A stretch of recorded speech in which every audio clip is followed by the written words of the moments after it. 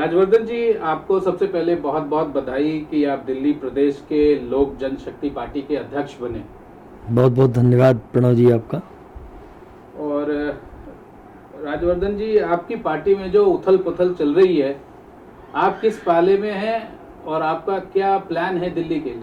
लोक जनशक्ति पार्टी में किसी प्रकार का उथल पुथल नहीं है, नेतृत्व परिवर्तन हुआ है। हमारे राष्ट्रीय अध्यक्ष पहले पार्टी के संस्थापक आदरणीय स्वर्गीय रामविलास पासवान जी थे। उसके बाद 28 नवंबर 2019 को पासवान जी ने आदरणीय चिराग जी को पार्टी का राष्ट्रीय अध्यक्ष बनाया। वर्तमान के समय में हालात ऐसे नहीं थे और आदरणीय चिराग जी जिम्मेदारी व निर्वाह ठीक से नहीं कर पाए, इसलिए राष्ट्रीय कार्यकारिणी की बैठक बुलाई गई पटना में, जिसमें सर्वसम्मत से निर्विरोध आदरणीय पशुपति पारस कुमार जी को पार्टी का राष्ट्रीय अध्यक्ष निर्वाचित किया गया और उनकी कमेटी में मैं दिल्ली का प्रदेश अध्यक्ष हूँ। हम 15 अगस्त के उपलक्ष्य पर ये घोषणा करते हैं कि 2 अक्टूबर गांधी जयंती से पहले हम 2 लाख सदस्य बनाने का लक्ष्य हमने रखा है। हम 2 लाख दिल्ली में सदस्य बनाने का काम करेंगे। और बहुत बहुत धन्यवाद, आभार देते हैं राष्ट्रीय नेतृत्व का और राष्ट्रीय अध्यक्ष जी का, जिन्होंने मुझ पर यह विश्वास जताया और मुझे जिम्मेदारी दी। मैं उसे बखूबी निभाऊंगा और अवश्य दिल्ली में लोक जनशक्ति पार्टी का झंडा घर घर तक पहुंचाऊंगा। राजवर्धन सिंह जी, एक बड़ी बात यह है कि दिल्ली में आप दिल्ली के अध्यक्ष हैं। सबसे पहले क्या आप म्युनिसिपैलिटी के इलेक्शन का चुनाव लड़ेंगे? आपकी पार्टी लड़ेगी या अकेले लड़ेगी या किसी और एनडीए के घटक दल के रूप में लड़ेगी? म्युनिसिपैलिटी का तो लोकल इलेक्शन का चुनाव है। आप कह रहे हो कि 2 लाख लोग को हम जोड़ेंगे, क्या ये समय काफी है? कहीं कुछ 6 महीने के आसपास का समय है आपके पास? लोक जनशक्ति पार्टी का गठबंधन राष्ट्रीय जनतांत्रिक गठबंधन के साथ है और निश्चित रूप से लोक जनशक्ति पार्टी का प्रदेश अध्यक्ष होने के नाते दिल्ली में होने वाले एमसीडी के चुनाव में जनता दल यूनाइटेड, लोक जनशक्ति पार्टी और भारतीय जनता पार्टी मिलकर चुनाव लड़ेगी, जैसा राष्ट्रीय नेतृत्व का निर्णय होगा। और मैं भी 40 से 45 सीटों पर प्रत्याशियों का चयन करके राष्ट्रीय अध्यक्ष भारत सरकार के केंद्रीय मंत्री श्री पशुपति कुमार पारस जी को देने का काम करूंगा और ज़्यादा से ज़्यादा प्रत्याशियों को चुनाव लड़ाने का काम करूंगा दिल्ली में। चिराग पासवान जी अभी पीछे बिहार में इलेक्शन हुआ था तो वो अपने अलग से कैंडिडेट खड़ा किए थे। यदि आपके पार्टी में विभाजन हो गया है, यदि चिराग पासवान जी भी दिल्ली में अपने म्युनिसिपैलिटी में उतरते हैं, तो क्या आपके पास इतनी चिराग जी है कि आप उनको मात दे पाएंगे और म्युनिसिपैलिटी में आपके काउंसलर जीत पाएंगे? पहले तो मैं आपको बता दूं, चिराग जी हमारे पूर्व राष्ट्रीय अध्यक्ष हैं, वर्तमान में संसदीय बोर्ड के अध्यक्ष हैं और जमुई से सांसद हैं।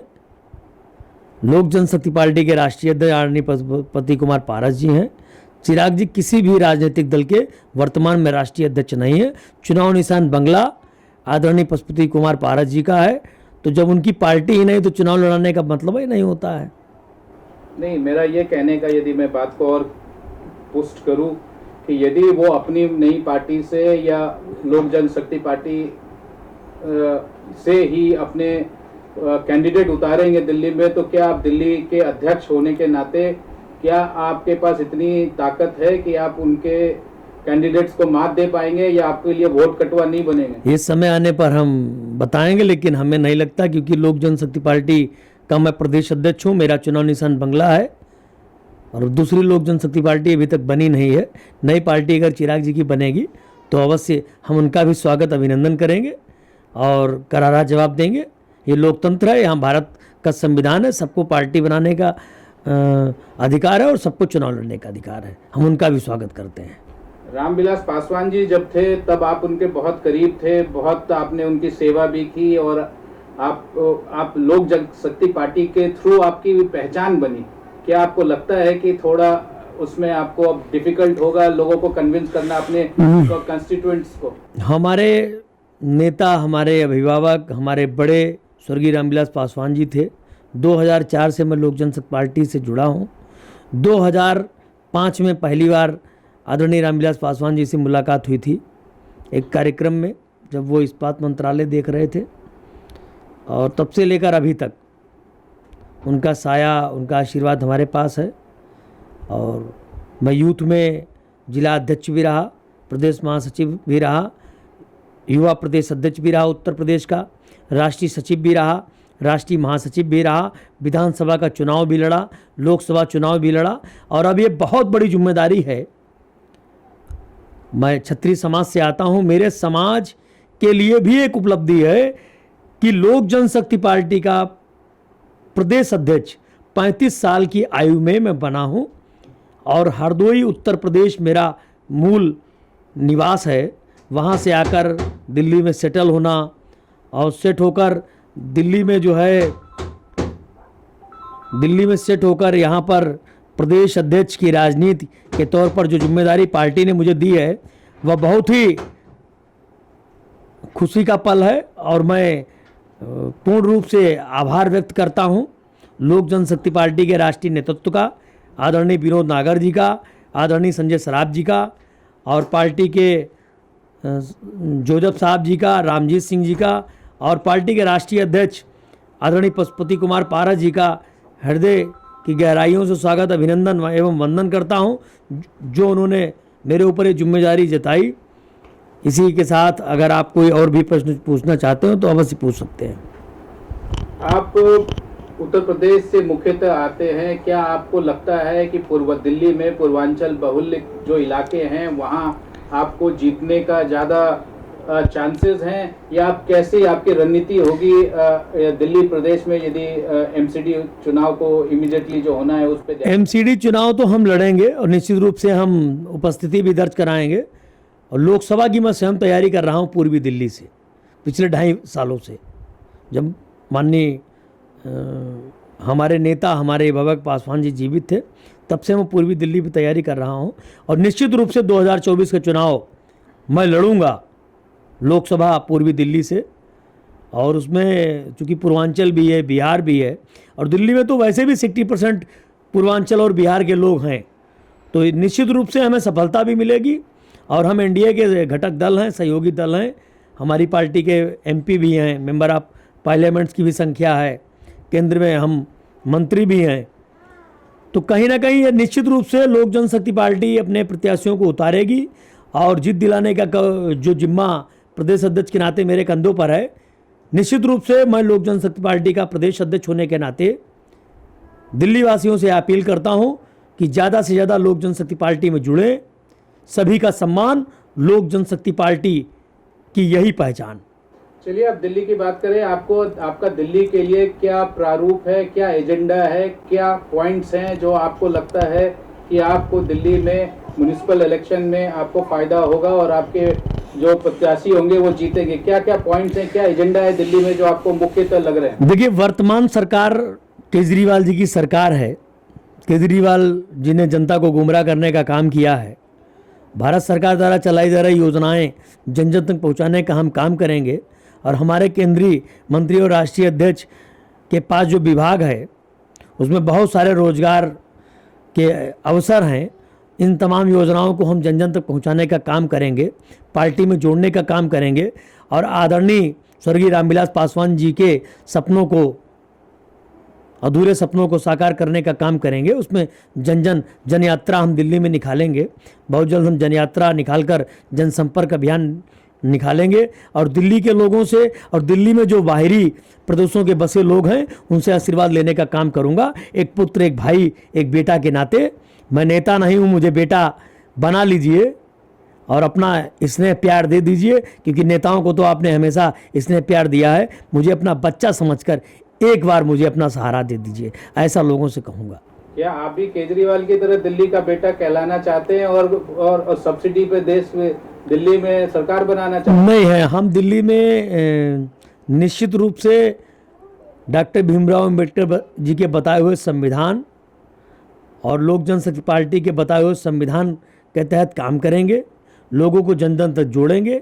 जो पूर्वांचल के लोग हैं, बिहार के लोग हैं, झारखंड के लोग हैं, ज़्यादा से ज़्यादा उन्हें जोड़ेंगे, नीतियाँ बताएंगे, पासवान जी के सपने को बताएंगे, आदरणीय पशुपति कुमार पारस जी के बारे में बताएंगे और घर घर जाएंगे और लोगों की समस्याएं सुनेंगे और उन्हें उस समस्या से समाधान की ओर ले जाएंगे। राजवर्धन जी, आपको बहुत बहुत बधाई एक बार फिर से कि आप दिल्ली प्रदेश लोक जनशक्ति पार्टी के अध्यक्ष बने हैं।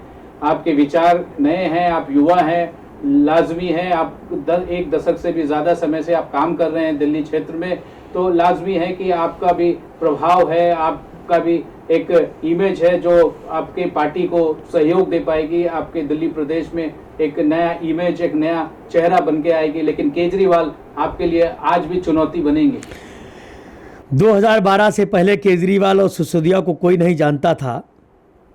मैं निश्चित रूप से यह संकल्प लेकर आया हूं हरदोई से। हरदोई हरि की नगरी है, हिरण्यकश्यप की राजधानी थी हरदोई, वहाँ भक्त प्रहलाद पैदा हुए, वहाँ मेरा जन्म हुआ है। और मैं निश्चित रूप से ये कहना चाहता हूँ, हरदोई का हूँ, कुछ कहने आया हूँ, कुछ सुनने आया हूँ, दिल्ली में हूँ, दिल्ली पे राज करने आया हूँ। और निश्चित रूप से युवाओं का साथ मिलेगा, पूर्वांचल के लोगों का साथ मिलेगा, बिहार के लोगों का साथ मिलेगा, दिल्ली के लोगों का साथ मिलेगा। तो आने वाले समय में राजवर्धन सिंह परमार लोक जनशक्ति पार्टी को मजबूती के साथ खड़ा करने का काम दिल्ली प्रदेश में करेंगे। आप केजरीवाल जी को क्या चुनौती दे रहे हैं? क्या विचारों पे? ये हमने भूमिकाएं, क्या विचारों पे चुनौती है? क्या उनके एजेंडा पे चुनौती है? क्या पॉइंट्स हैं जो आप लेके जाएंगे जो दिल्ली में स्थापित हैं?